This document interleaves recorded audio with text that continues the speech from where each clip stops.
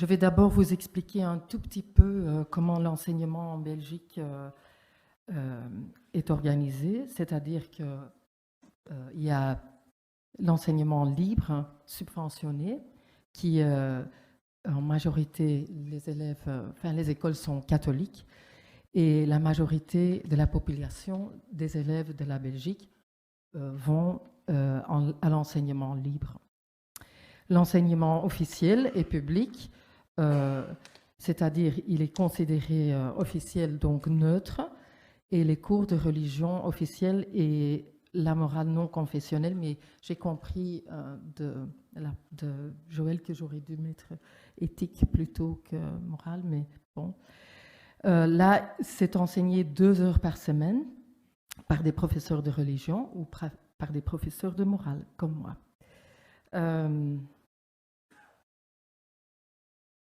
L'éducation sexuelle à l'école primaire, ça se passe en classe par l'instituteur ou l'institutrice de la classe. Et surtout en 5e et 6e de l'école primaire, ce sont les élèves de 11 à 12 ans environ. Il y a des compétences à obtenir à la fin de l'éducation primaire, mais ce sont surtout les compétences de connaître son corps, savoir comment se font les bébés. Je pense que c'est plutôt dans le domaine de la biologie. Et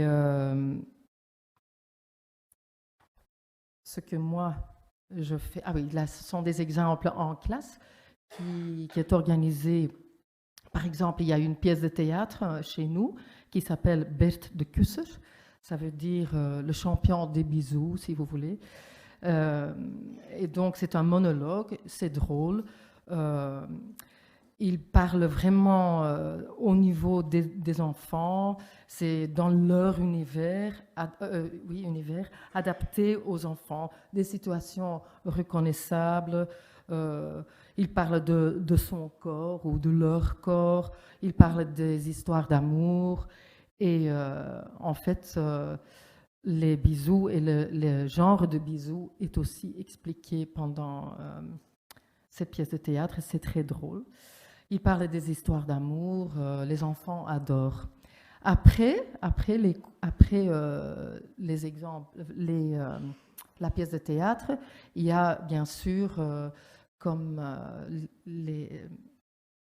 c'est un peu comme les tableaux qu'on avait vus, mais beaucoup plus classique. Vous voyez le dessin de l'homme, le dessin de la fille, et les élèves doivent noter tous les parts, la biologie, quoi.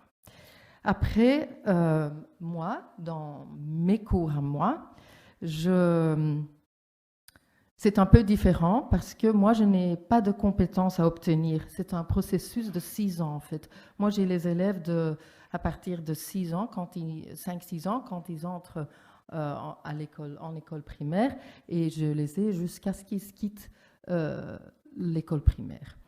Et donc, ça veut dire que j'ai les moyens de fonder une base de confidence, de confiance avec eux. Et c'est sur cette base-là que je peux me permettre de parler de beaucoup de choses avec eux. Et j'ai pas d'objectifs, de vrais objectifs, parce que c'est un processus de 6 ans. Donc, je travaille sur les attitudes, les valeurs, tolérance, esprit ouvert, respect pour soi-même, respect pour les autres. Mais c'est très à la base pour les enfants, les petits-enfants. Par exemple, j'ai une sorte de petite horloge que vous voyez là. Et il y a marqué « Zo voel ik me », ça veut dire « je me sens comme ça ». Et ils arrivent en classe chez moi et d'abord, on va parler de leurs sentiments. Au début, quand ils entrent, ils ne savent pas très bien quoi dire parce qu'ils se disent « oui, je me sens bien, oui, je suis contente aujourd'hui ». Mais moi, je demande toujours « ah, et bon, et pourquoi ?» Parfois, c'est « oui, parce qu'il fait beau » ou « je suis triste parce que maman, elle m'a réveillée beaucoup plus tôt ce matin, beaucoup trop tôt ce matin. Et au début, c'est ça, en fait. Et après, quand on a l'habitude d'être ensemble et de parler de leurs sentiments, à chaque fois qu'ils viennent chez moi, en première année, on crée quand même une ambiance ouverte et les élèves se sentent à l'aise dans mon cours, j'espère, enfin, c'est mon but en tout cas. Et après quelques cours, j'ai déjà remarqué, donc moi j'ai commencé là il y a 2 semaines avec ça, et donc je vais voir à partir de novembre environ, euh, ils vont me raconter autre chose. Au début, c'était très simple, mais après, je suis triste parce que maman, elle s'est fâchée avec moi ce matin et je ne l'ai plus vue. J'ai pas pu dire au revoir. Elle est fâchée et moi, je suis fâchée. Je suis très triste maintenant. Et donc, on parle de ça. Donc, ça, ce sont que des exemples, mais pour vous dire que les enfants, après, j'ai remarqué, une sorte de besoin de parler de leurs sentiments. Après, je pense que pour moi, c'est la base pour le reste des années avec eux. Et je peux parler avec eux de tout. On a créé une ambiance et il n'y a pas de tabou. On peut parler de tout. Et ils ont appris que quand on parle comme ça, ils ont appris que d'abord ils doivent écouter quand quelqu'un parle et il faut que le respect est le mot-clé de nos cours.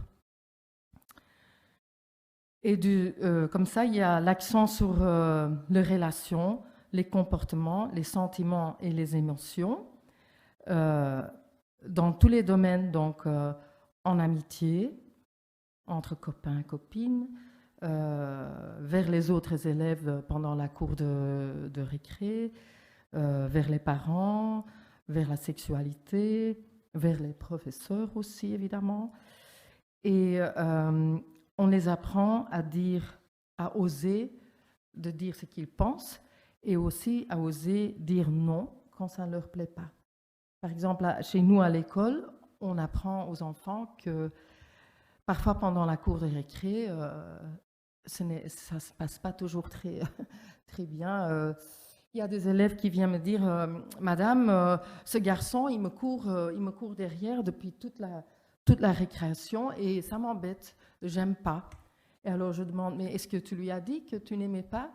Et puis on te regarde. Ah non, en fait non, j'ai pas dit ça. Ben vas-y, va lui dire stop, je n'aime pas ça. Et c'est déjà un début, je pense. Et voilà, on essaye aussi de parler de l'empathie, mais c'est très très dur à l'école primaire parce que l'empathie n'est pas très bien développée chez les enfants, chez les petits-enfants.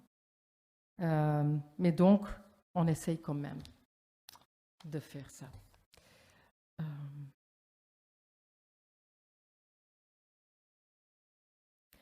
Maintenant, comme on parle de tout, de temps en temps, on parle aussi de la sexualité. Et comme dès le début, on a appris à écouter, à attendre son tour aussi, je pense que les enfants sont à l'aise, ils sont polis, ils sont gentils, parce que